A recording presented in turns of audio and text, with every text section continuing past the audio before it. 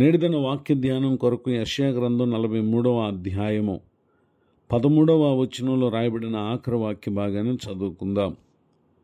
నేను కార్యము చేయగా త్రిప్పివేయవాడెవడు? చదవబడిన ఈ వాక్య భాగంలోని దీవెన నా ప్రియులకు మీరందరూ పొందుదురుగాక. వాక్య ధ్యానం కొరకై ప్రార్థన. ప్రేమ కలిగిన మా తండ్రి, మీకు వందనాలు. నేడు చదవబడిన ఈ వాక్య భాగం ద్వారా నాతోనూ విను మా ప్రియులతోనూ మీరు మాట్లాడి మమ్మలను బలపరచమని యేసుక్రీస్తు నామములో బ్రతిమలు ప్రార్థిస్తున్నాను తండ్రి, ఆమెన్. చదవబడిన ఈ వాక్య భాగంలో ప్రభువారు తన ప్రజలను ఆయన ప్రశ్నిస్తున్నారు. నేను కార్యము చేయగా త్రిప్పివేయవాడు ఎవడు? ఈ మాటలు వింటున్న నా ప్రియ సహోదరి సహోదరులు, దేవుడే సమస్తమునకు ఆయన అధిపతి ఉన్నారు.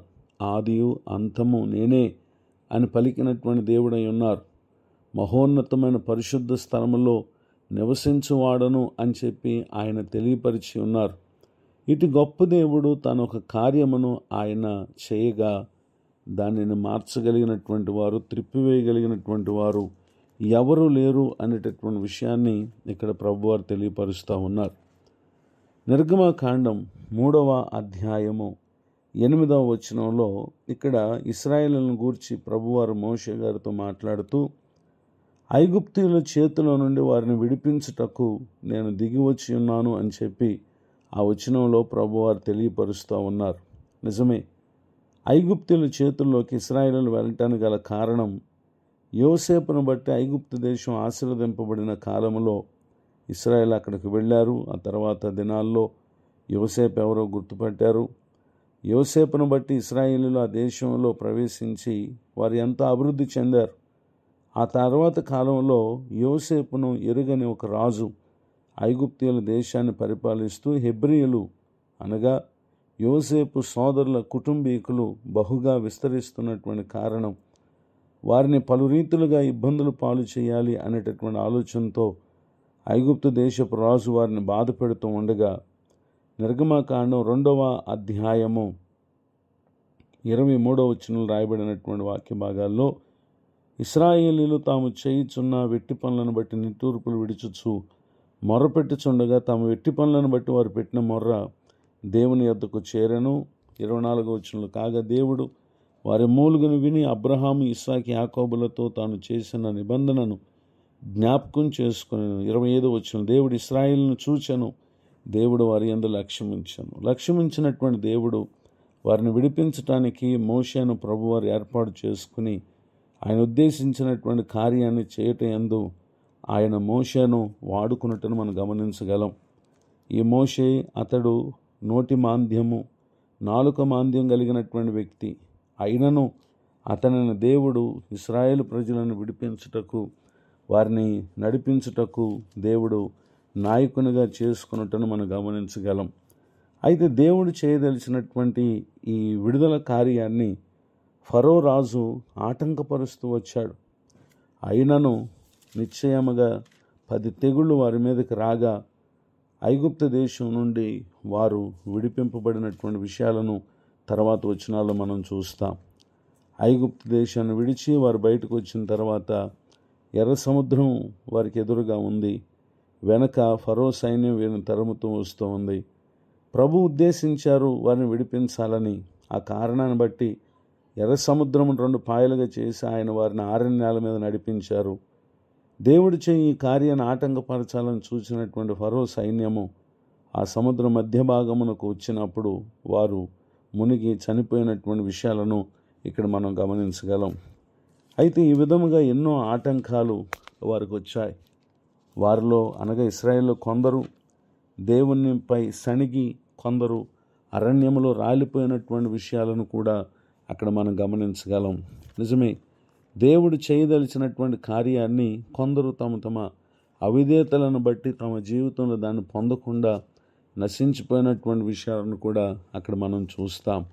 అయితే ఎవరు దేవుడు చేయు కార్యం పట్ల శ్రద్ధను, విశ్వాసాన్ని, ఆసక్తిని కలిగి ఉంటారో వారు తమ జీవితంలో దేవుని కార్యాలను చూడగలిగారు. పరిశుద్ధ గ్రంథంలో రాయబడినటువంటి ఒక సంఘటనను మనం పరిశీలన చేస్తే యెహోషువ గ్రంథం 14వ అధ్యాయము 8వ వచనంలో రాయబడినటువంటి వాక్య భాగంలో, నాతో కూడా బయలుదేరి వచ్చిన నా సహోదరులు జనుల హృదయములను కరుగు చేయగా నేను నా దేవుడని యెహోవా నిండు మనసుతో అనుసరించి తిని అని చెప్పి ఇక్కడ కాలేబు అనేటటువంటి వ్యక్తి చెప్పటం మనం గమనించగలం. ఆ కారణాన్ని బట్టియే యెహోషువ, కాలేబు అనేటటువంటి వీరిరువురు ఆ తర్వాత సంతానము వారు మాత్రమే కనాను దేశంలో ప్రవేశించారు. మిగిలిన వారిలో అనేకులు వారు అవిశ్వాసాన్ని బట్టి వారు రాలిపోయారు. ఈ మాటలు వింటున్నటువంటి నా ప్రియ సహోదరి సహోదరులు, దేవుడు వారిని విడిపించాలనుకున్నారు. వారికి ఎన్ని ఆటంకాలు వచ్చినా ఆయన చేసినటువంటి కార్యం ద్వారా వారిలో యెహోషువ, కాలేబు మిగిలినటువంటి వారు, అనగా వారితో కూడా బయలుదేరి వచ్చిన వారు కాక ఆ తర్వాత సంతానం ఎవరైతే ఉన్నారో వారు వీరితో కూడా కనాను దేశానికి ప్రవేశించినటువంటి సంగతులను తర్వాత అధ్యాయాల్లో మనం చూస్తాం.